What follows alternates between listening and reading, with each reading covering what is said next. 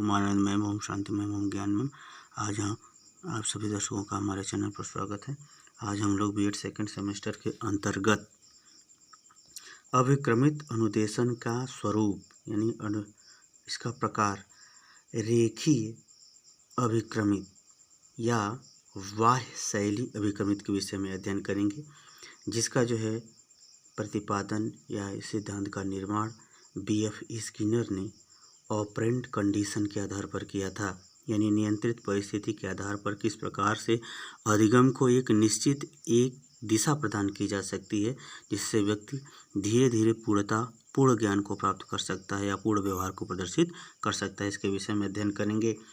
यदि हम इसका रेखीय अभिक्रमण यानी लीनियर प्रोग्रामिंग का यदि हम अर्थ देखें तो नियंत्रित परिस्थिति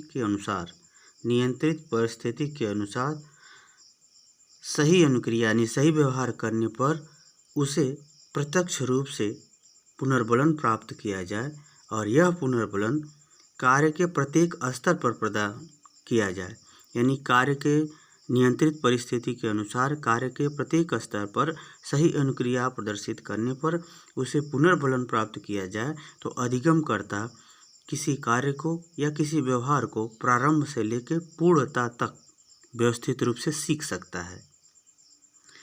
जैसे बीएफ स्किनर ने अपना प्रयोग जो चूहे पे किया था, तो चूहे को निकलने का मात्र एक ही रास्ता था उस पिंजड़े से। तो उसने क्या किया था कि एक नियंत्रित परिस्थिति दे करके चूहे को अधिगम कराया। उसी तरह से कहते हैं कि यदि अधिगमकर्ता को यदि नियंत्रित परिस्थिति दिया जाए और प्रत्येक स्तर पर उसे सही अनुक्रिया पर उसे पुनर्बलन दिया जाए तो वह कार्य को विभिन्न खंडों के आधार पर धीरे धीरे पूर्णता की ओर यानी धीरे धीरे पूरा कार्य सीख जाएगा। ऐसा है बीएफ स्किनर का बताना है, कहना है। जैसे देखते हैं, जैसे इसने क्या कार्य को या अधिगम की सामग्री को विभिन्न फ्रेम में बांटा, विभिन्न स्वरूपों में बांटा। जैसे प्रथम फ्रेम में सिखाया, यदि प्रथम चरण में उसको कुछ सिखाया गया, फिर उसे सही अनुक्रिया पर फीडबैक दिया गया, फिर तब उसके बाद द्वितीय फ्रेम में उसे सिखाया जाएगा तो फिर उसे कुछ पुनर्बलन दिया जाएगा, तृतीय फ्रेम, चतुर्थ फ्रेम, पंचम, इसी तरह से जो भी कार्य है उसको विभिन्न खंडों में बांट करके यदि उसके प्रत्येक खंड पर सही अनुक्रिया पर उसे पुनर्बलन दिया जाए तो वह पूर्ण रूप से उस व्यवहार को या उस क्रिया को या उस ज्ञान को सीख लेगा।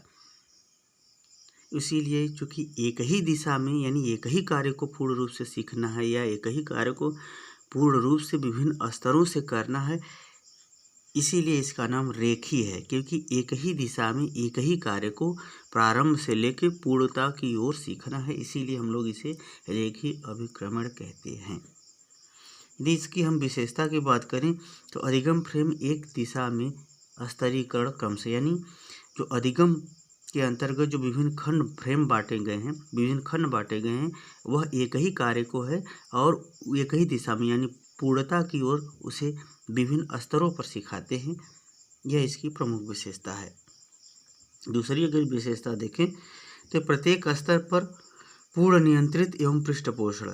इसके लिए स्किनर कहते हैं कि प्रत्येक स्तर पर वह जो है पूरी तरह से परिस्थिति नियंत्रित रखते हुए उसे सिखाया जाता है और सिखाने के बाद प्रत्येक स्तर पर उसे पृष्ठपोषण फीडबैक दिया जाता है। जैसे चूहे को जो फीडबैक मिलता था भोजन, उसी तरह से जब अधिगम करता है बालक, यदि कोई चीज़ सिखाना है तो वो जब कुछ जो भी प्रारंभिक चरण में सीखता है उसका फीडबैक मिलना चाहिए, फिर दूसरे चरण में जो सीखता है उसे भी कुछ प्राप्त होना चाहिए, कुछ उसे ऐसी चीज़ प्राप्त होना चाहिए जिससे आगे के स्तर को सीखने के लिए प्रोत्साहित हो सके। तीसरा यदि हम देखें नियंत्रित परिस्थिति एवं अनुक्रिया, इसमें इन्होंने कहा बीएफ स्किनर ने कहा कि अधिगमकर्ता को एक ऐसी परिस्थिति यानी पर्यावरण का निर्माण करना चाहिए, परिस्थितिकी तंत्र का निर्माण करना चाहिए जिसके लिए वह सही अनुक्रिया करने के लिए प्रोत्साहित किया जा सके या बाध्य किया जा सके, तब उसे आराम से सिखाया जा सकता है, आसानी से सिखाया जाता है। यदि हम चौथी विशेषता देखें अधिगमकर्ता की सक्रियता, यानी यह अधिगम कितना होगा वह अधिगमकर्ता की सक्रियता पर निर्भर करता है, वो कितना सक्रिय है, कितना क्रियाशील है और वह कार्य करने के लिए कितना तत्पर है।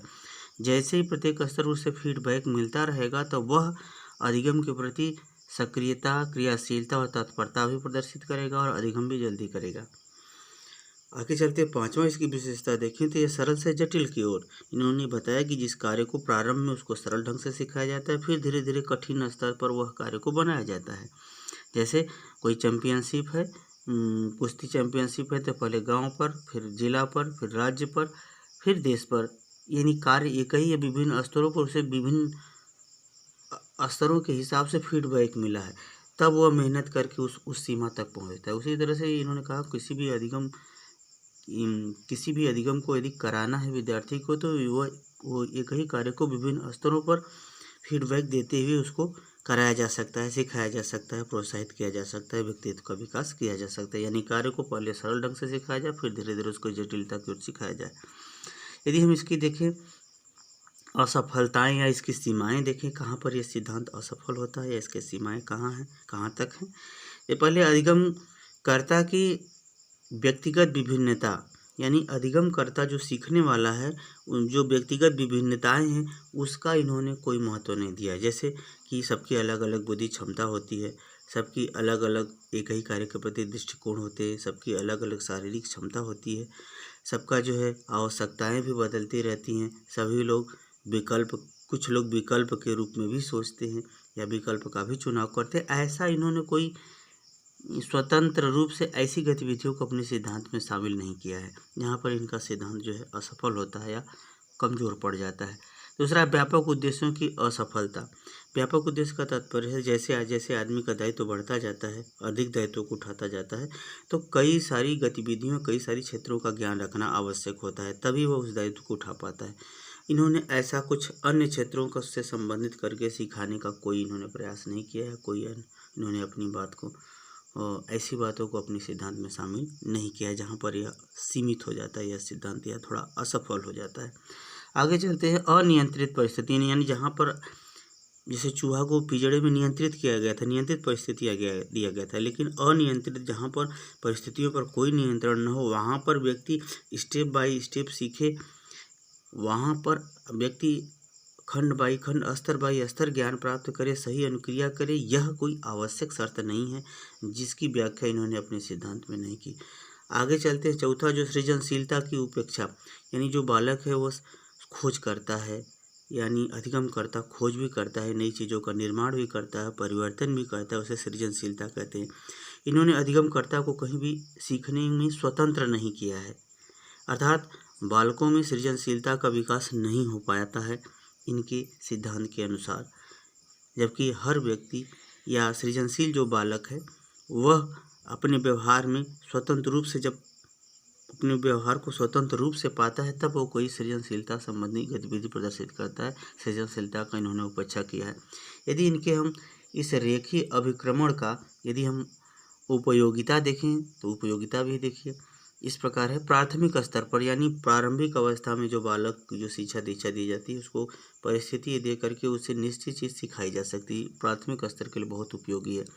दूसरा, यदि हम प्रशिक्षण देखें, चाहे कुश्ती संबंधी प्रशिक्षण हो, चाहे NSS, NCC या अन्य सभी प्रशिक्षण जो भी हो, उस प्रशिक्षण के अनुसार भी इस सिद्धांत की बड़ी उपयोगिता है, क्योंकि सबका एक ही दिशा में एक ही व्यवहार को सीखना होता है। आगे चलते हैं कौशल, यानी शारीरिक कौशल हो या हस्त कौशल हो या शिल्प कौशल हो, जो भी कौशल, मूर्ति संबंधी कौशल हो, उसको भी अधिगमकर्ता को एक ही दिशा में सिखाना होता है। उसके लिए यह सिद्धांत भी क्या है, काफ़ी उपयोगी है।